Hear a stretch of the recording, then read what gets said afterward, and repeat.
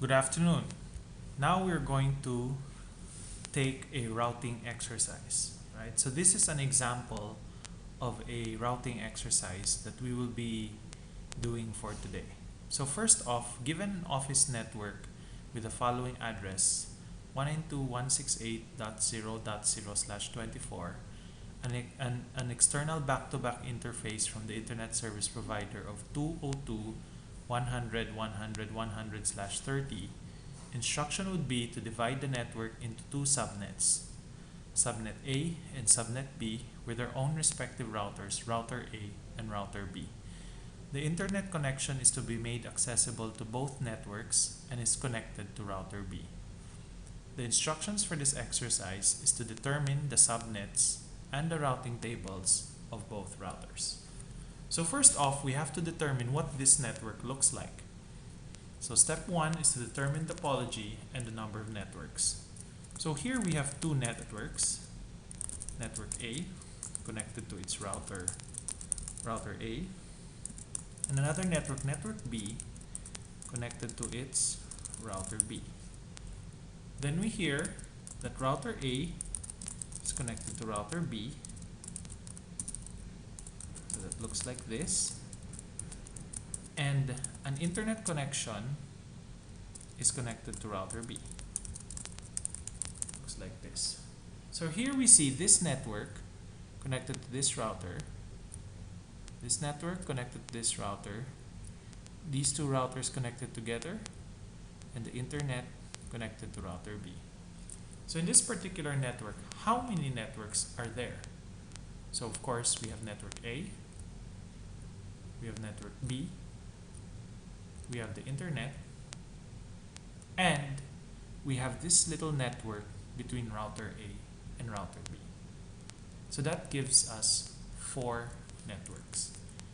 Given 4 networks, we need to be able to have enough IP addresses for enough network addresses for the 4 networks. So number of networks is 4. But we already have one network for the internet. That means we have to divide this network into 3.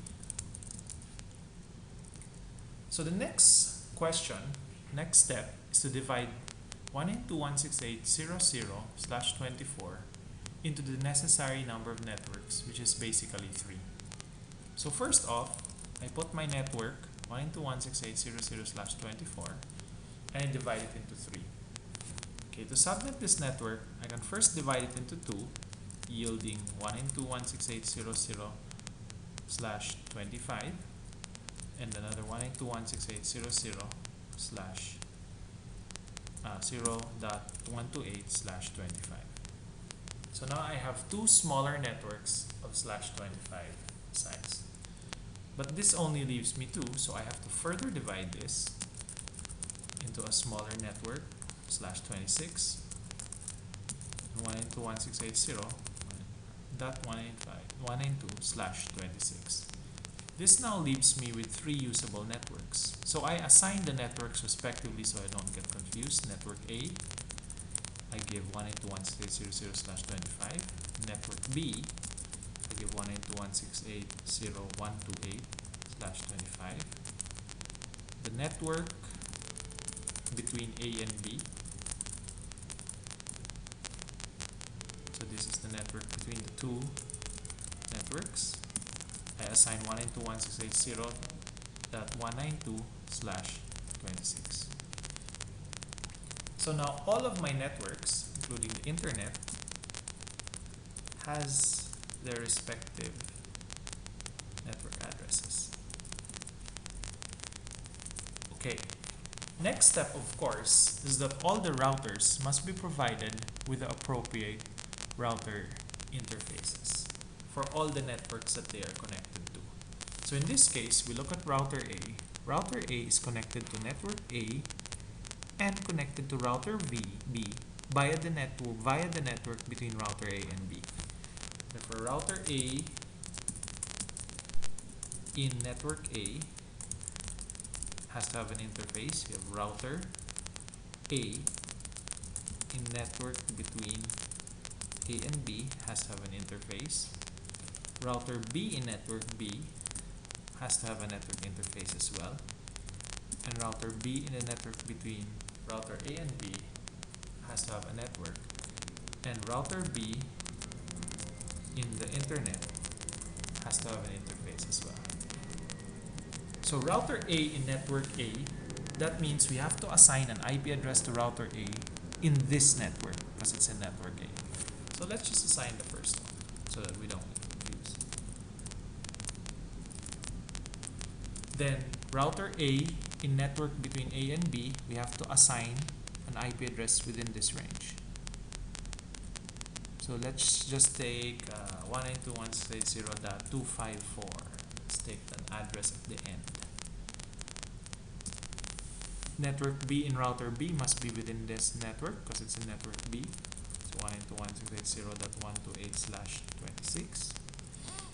And router B in the network between router A and B must be within this range.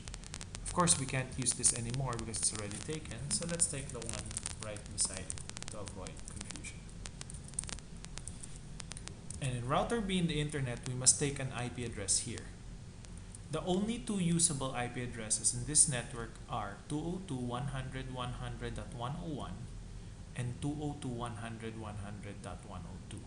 However, given at the beginning, it's basically this network, and we assume that the ISP's router is 202.100.100.102.